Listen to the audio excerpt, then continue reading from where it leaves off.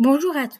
Suite à plusieurs demandes de parents pour avoir des explications concernant le règlement de Jiu-Jitsu pour la compétition, nous avons décidé de faire une petite vidéo, on espère le plus simple possible, pour vous expliquer les règles du fighting.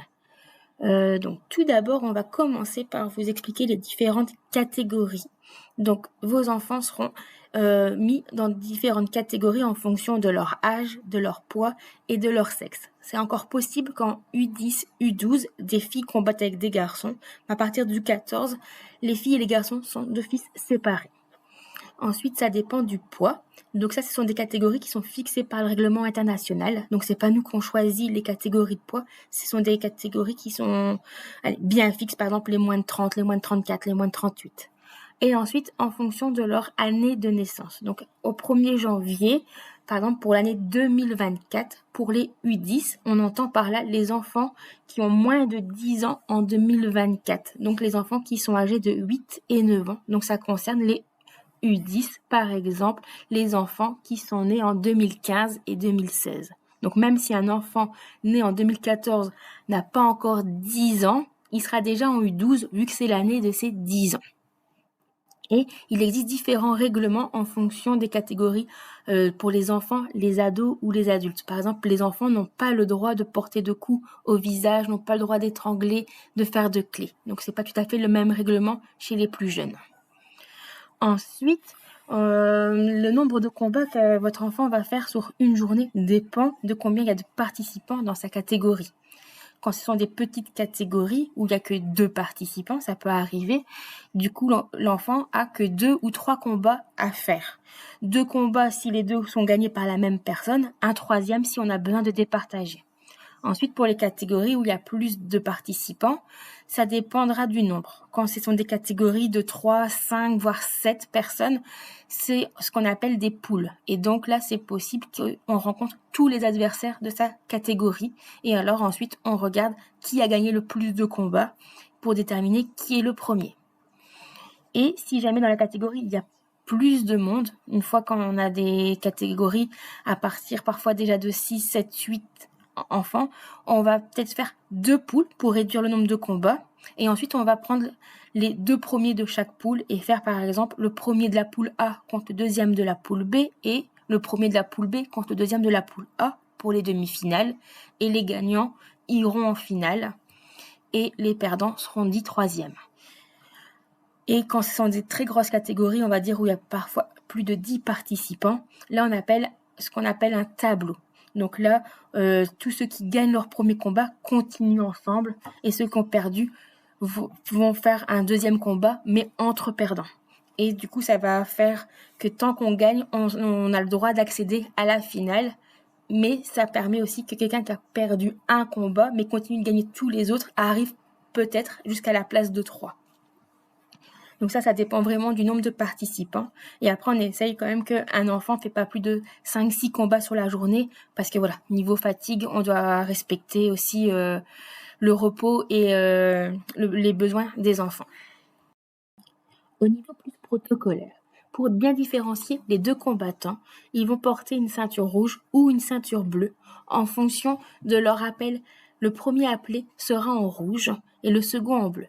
Également, des protections jambes et mains de la même couleur que leur ceinture. Cela permet aux arbitres de bien différencier les 2 combattants. Avant de commencer, il y a tout ce qui est salut. Donc les saluts, on va rentrer chaque adversaire d'un côté de la zone de combat. Le combattant rouge sera à la droite de l'arbitre central. Ils vont d'abord saluer la zone de combat, donc les tatamis, s'avancer vers l'arbitre central, se tourner vers les arbitres, saluer les arbitres, et ensuite se mettre face à face les 2 adversaires et se saluer. Une fois que les saluts sont faits, on se met en garde, on est prêt à démarrer le combat, on attend que l'arbitre central donne le signal, le feu vert, en disant « Hajime ». Au niveau des arbitres, on va retrouver plusieurs formules. Soit on peut trouver 3 arbitres sur la zone de combat, un arbitre central et 2 latéraux, c'est-à-dire 2 arbitres qui se trouvent sur le côté de la zone de combat. Quand ils sont 3, pour valider le point, il faut qu'il y ait au minimum 2 arbitres qui valident la même action. Donc c'est-à-dire qu'au moins 2 arbitres donnent le hippon pour dire qu'on a bien hippon dans cette partie, soit un hippon et un wasari pour avoir un wasari, ou 2 wasari ou 3 wasari pour le wasari. Il se peut aussi qu'on retrouve qu'un seul arbitre sur la zone de combat et qu'il est aidé par 2 caméras. Ça, c'est ce qu'on va retrouver le plus en compétition officielle en international. C'est la nouvelle version. Et on a 2 arbitres qui se trouvent à la table, qui visionnent le combat avec 10 secondes de différé et qui peuvent intervenir au cas où l'arbitre central commet une erreur ou un oubli et qui peuvent mettre pause et rectifier le combat. En amical, on va retrouver également un seul arbitre, pas de caméra, et c'est l'arbitre qui va gérer seul le combat. Donc le déroulement d'un combat. Un combat va durer 2 minutes chez les enfants et à partir de U16, 3 minutes. Le combat est composé de 3 parties. On a ce qu'on appelle la partie 1, c'est tout ce qui est échange d'atemi, donc de coups de poing et de coups de pied. On a la partie 2, c'est ce qu'on appelle les projections de judo debout. Et la partie 3, tout ce qui est travail au sol. Chez les plus jeunes, uniquement des immobilisations. Et à partir des catégories des ados, on va commencer à avoir des clés, des étranglements, donc des soumissions. Le combat, il débute toujours par la partie 1. Et il faut au moins 2 échanges d'atemi pour pouvoir passer à la partie 2. Comment on peut gagner notre combat? Il y a 2 possibilités. Soit faire un full hippon, donc ça veut dire faire un hippon dans chacune des 3 parties. Et là, le combat peut s'arrêter avant le temps réglementaire. Ou employer les 2 minutes ou les 3 minutes de combat et gagner au nombre de points à la fin du temps réglementaire. À savoir qu'un hippon vaut 2 ou 3 points et qu'un wasari compte pour 1 point. Les hippons 3 points, c'est quand il y a soumission ou quand il y a atemi mis au visage. Donc chez les enfants, les hippons sont toujours de 2 points et les wasari 1 point. Comment valider une partie?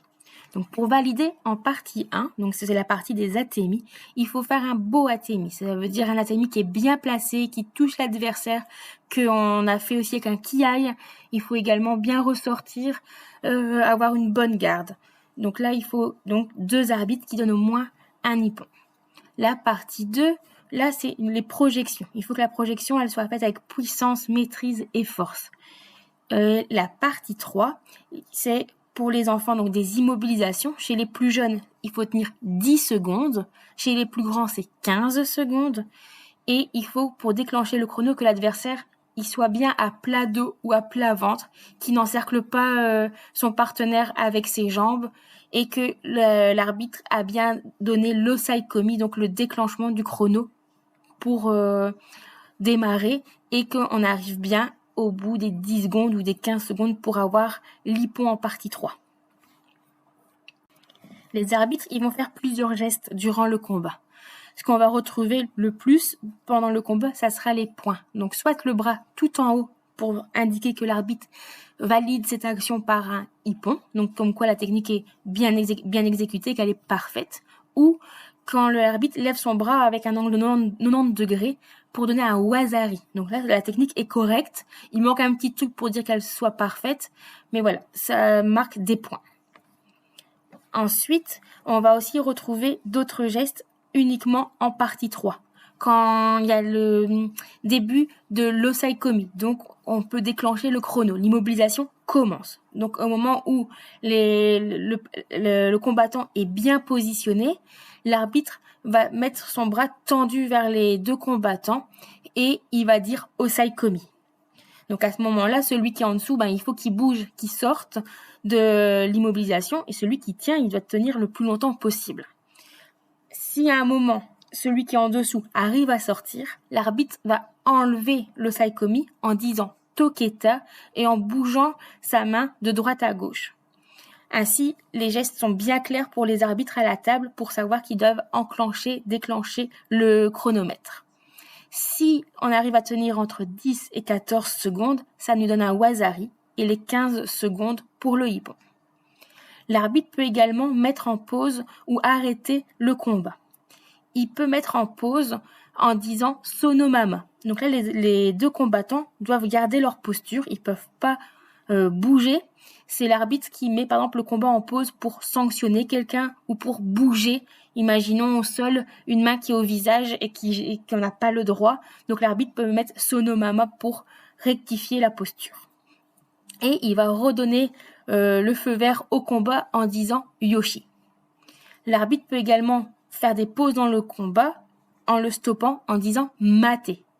Quand l'arbitre dit mate, là, les combattants se replacent avec 1 mètre d'écart plus ou moins en position de départ. Donc là, ils peuvent se lâcher et se repositionner pour redébuter le combat en reprenant en partie 1.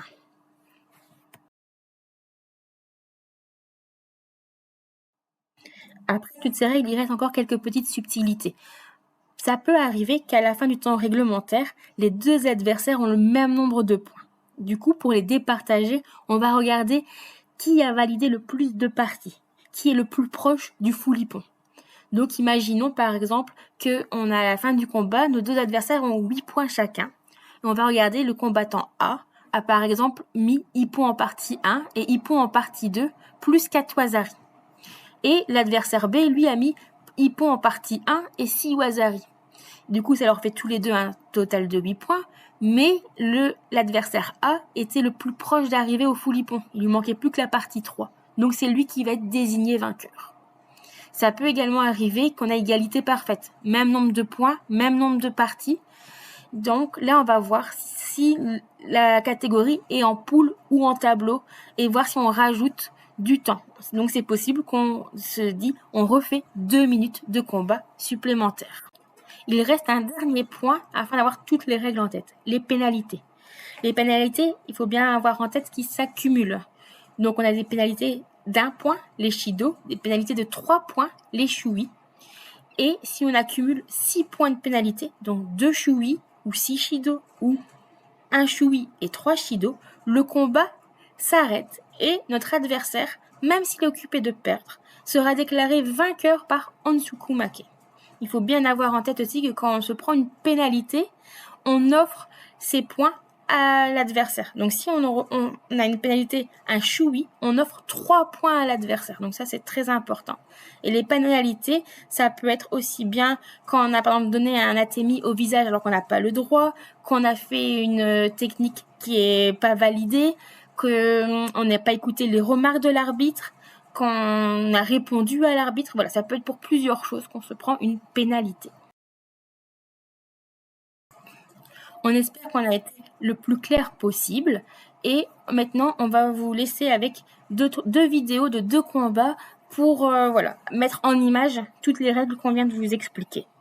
Et les images, ça va vous aider à bien comprendre comment ça se passe. Et après, au fur et à mesure que vous allez venir en compétition, que vous allez voir des combats, vous allez mieux comprendre les différentes règles. Ici, vous voyez bien que l'adversaire rouge est à la droite de l'arbitre central et la bleue à la gauche. Donc, on va faire le système avec 3 arbitres et qu'ils doivent, l'arbitre qui est derrière la table, l'arbitre qui est debout au fond de la salle, c'est lui qui donne l'ordre à la personne qui est à la table, qui gère l'ordinateur, de dire, par exemple ici pour l'action, 2 bras à Rambodo avec le brassard rouge, donc il a mis un Wazari pour la ici, c'est pour l'action, pour la projection, la bleue marque le hippon. Donc là, on a bien 2 arbitres qui ont levé la main tout en haut, donc 2 hippons bleus. Vous pouvez voir que les arbitres ont à chaque poignet un brassard rouge à droite, un brassard bleu à gauche, afin que l'arbitre de la table sait pour qui on donne les points. Donc parfois ça peut arriver, ici comme vous voyez, il y a la combattante bleue qui se plaint qu'elle a eu comme un étranglement, qu'elle a eu une saisie au niveau du cou, donc les arbitres ont appelé le médecin. Donc là, chaque adversaire a un temps médical, ça je ne l'ai pas expliqué dans les règles, on peut avoir jusqu'à 2 minutes de temps médical. Là, les arbitres doivent décider si sanctionnent ou pas cette action, s'il y a eu effectivement une saisie au niveau du cou, un étranglement ou pas. Et en fonction, soit l'arbitre peut se dire c'est des enfants, je réexplique bien les règles, soit c'était vraiment dangereux, je censure. Et on reprend le combat, donc à chaque fois on reprend en partie. Donc ici la combattante bleue vient de valider sa partie 1, une deuxième fois. Donc ça on peut cumuler plusieurs hippos dans une même partie. Elle avait déjà validé sa partie 2, mais elle refait un hippon en partie 2 ici. Et ici elle immobilise. Donc on voit l'arbitre central, celui qui est dans le vert. Il a son bras avec le brassard bleu tendu vers les combattantes. Et comme ça, à la cage, eux, ils ont pu enclencher le chrono. On ne voit pas très bien, mais sur l'écran, il y a un cadran jaune. Et ça, c'est le chronomètre, le temps d'immobilisation. Donc là, à la touche, c'est 10 secondes. L'arbitre donne le hippon en partie 3. Donc les 3 parties sont validées. Et donc là, les arbitres se replacent comme au début. On désigne le vainqueur. On fait saluer les combattantes et on salue l'arbitre. Donc ici, on est sur un deuxième combat. Ici, on voit donc bien une autre photo. Le qui sont entre eux avant de donner le feu vert, donc de dire Hajime. Ici, on regarde bien les 3 arbitres, ils sont bien tous les 3 prêts. Et là, on va pouvoir commencer. Donc là, ils demandent si la table, ils sont bien prêts, tout le monde est prêt. Et donc, Hajime. Donc là, le combat commence. Et donc ici, vous voyez, c'est une catégorie U10, donc on a une fille contre un garçon. Donc ça arrive à cet âge-là assez régulièrement que les filles combattent avec les garçons. Il y a moins de filles à cet âge-là qui participent en compétition. Donc là, on est en partie 1, donc échange d'ateliers. Donc là, on voit que par exemple l'arbitre, il y en a un qui a mis Hippo pour le bleu, mais l'autre a validé Wazari pour le rouge. Il y a eu un échange plus ou moins en même temps d'ateliers, donc il n'y a pas de points qui ont été donnés pour cette action. Ici, pour l'amener au sol, il n'y a pas de point qui a été donné non plus. Il y avait un début d'immobilisation, mais l'arbitre a fait tout état, donc a stoppé l'immobilisation, mais il laisse travailler au sol. Il continue de travailler.